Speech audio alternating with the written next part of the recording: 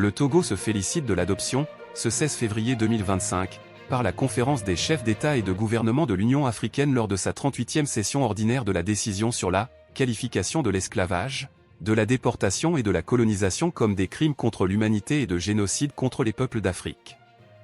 Cette décision historique, prise à l'initiative du Togo sous le leadership de Sem Faure Essozima Gnassingbé, président de la République togolaise, marque un tournant majeur dans la quête des peuples d'Afrique et des personnes d'ascendance africaine pour la juste reconnaissance et réparation des crimes d'esclavage, de déportation et de colonisation.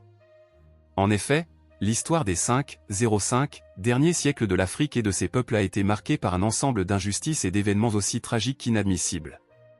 La gravité de ces injustices historiques, qui ont été des actes criminels bien réfléchis, planifiés et méthodiquement exécutés, perpétrés contre les peuples d'Afrique et les personnes d'ascendance africaine, a déterminé le Togo à introduire auprès des instances décisionnelles de l'Union africaine la demande qui a conduit à cette décision qui vient répondre aux aspirations les plus pressantes des peuples d'Afrique, des afro-descendants, des organisations diasporiques et de la société civile africaine à la justice et à la réparation.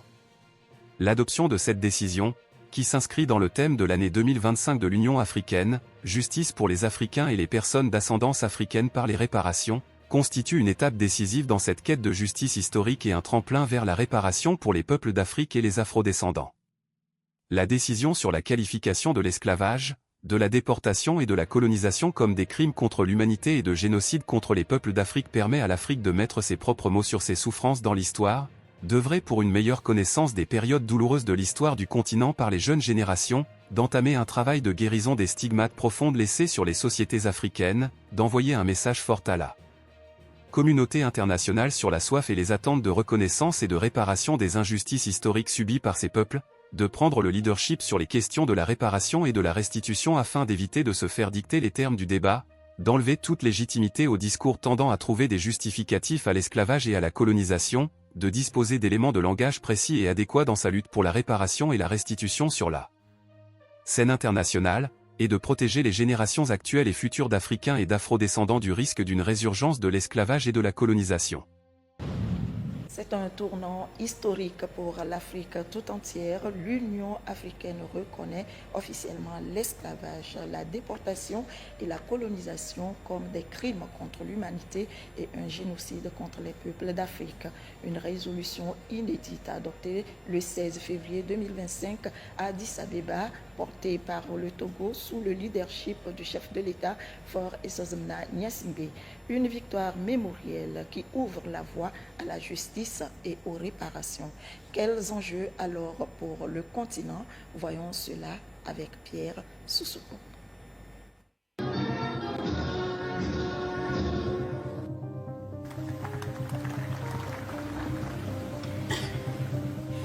C'est une décision qui fera date dans l'histoire du continent africain. La conférence des chefs d'État et de gouvernement de l'Union africaine, réunie en session ordinaire à Addis Abeba, a adopté le 16 février dernier une résolution historique. La qualification de l'esclavage, de la déportation et de la colonisation comme des crimes contre l'humanité et un génocide contre les peuples d'Afrique. Une victoire portée par le Togo sous le leadership du chef de l'État, Faure Essozima Gnassingbé. Cette avancée majeure répond à une aspiration profonde des peuples africains et des afro-descendants à une reconnaissance juste et équitable des atrocités commises durant les siècles de traite, de colonisation et d'exploitation. En initiant cette démarche, le Togo inscrit son action dans une dynamique de justice et de réparation. Justice pour les Africains et les personnes d'ascendance africaine par les réparations. Pendant plus de 5 siècles, des millions d'Africains ont été déportés, réduits en esclavage et soumis à un système oppressif qui a laissé des séquelles profondes sur le continent et dans la diaspora. Ces injustices, méthodiquement orchestrées, ont privé des peuples entiers de leur souveraineté, de leurs ressources et de leur identité. Aujourd'hui, cette reconnaissance marque une étape cruciale, une étape importante dans le combat pour la justice mémorielle et ouvre la voie à une discussion élargie sur les réparations. Le Togo, qui a été mandaté pour assurer le suivi de la mise en œuvre de cette décision, entend assumer cette responsabilité avec engagement. Cette initiative sera d'ailleurs au cœur des débats du 9e congrès panafricain prévu cette année à Lomé. Une opportunité pour renforcer le plaidoyer en faveur d'une reconnaissance mondiale des crimes coloniaux et esclavagistes. Par cette décision, l'Afrique reprend la parole sur son propre passé, impose ses termes dans le dialogue international et s'engage à transmettre aux nouvelles générations une compréhension juste et désormais inéluctable de son histoire. Un pas de plus vers la vérité, la justice et la dignité retrouvée.